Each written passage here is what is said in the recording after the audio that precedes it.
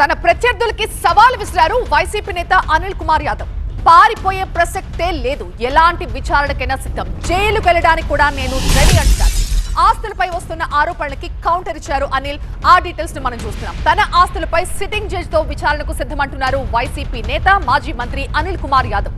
CM చంద్రబాబే demand చేస్తున్నా తన దగ్గర 1000 కోట్ల రూపాయలు ఉంటే అమరావతికి తీసేసుకోవాలి అంటున్నారు అనిల్. ఆఫ్రికాలో తనకు ఎలాంటి మైనింగ్స్ లేవన్నారు. క్వార్జ్ మైనింగ్ పై ఈడీ విచారణ చేయించాలంటూ డిమాండ్ చేశారు అనిల్ కుమార్ యాదవ్. నేను చంద్రబాబు నాయుడు గారికి అడుగుతా ఉన్నాను, లేఖ కూడా రాస్తా కావాలంటే. 2008 సెప్టెంబర్లోకి ఈ రోజుటికి నా ప్రాపర్టీస్లో నేను అమ్మిన వాల్యుయేషన్ ప్రాపర్టీస్ ఈ రోజుటికి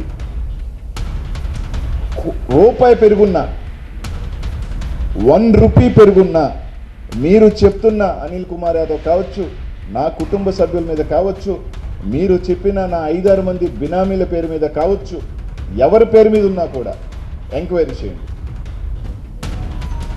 మీరు అంటున్న 1000 కోట్లుంటే 950 కోట్ల అమరావతి డెవలప్మెంట్కి తీసుకోండి. అతి పెద్ద ఫండ్ నేను ఇచ్చినోడిని అవుతా. ఒక 50 వరకు నాకు ఇల్లు దాంట్లో. అది కూడా మీ దయ ఉంటే క్వార్ట్స్కి సంబంధించి కూడా 2023 నుంచి అంత చేశాడు, ఇంత చేశాడు, అంత అంటున్నారు కదా.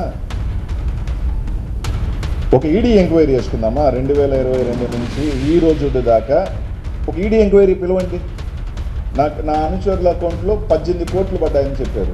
స్టేట్మెంట్ రిలీజ్ చేయమనండి, ఏ అకౌంట్లో పడిందో.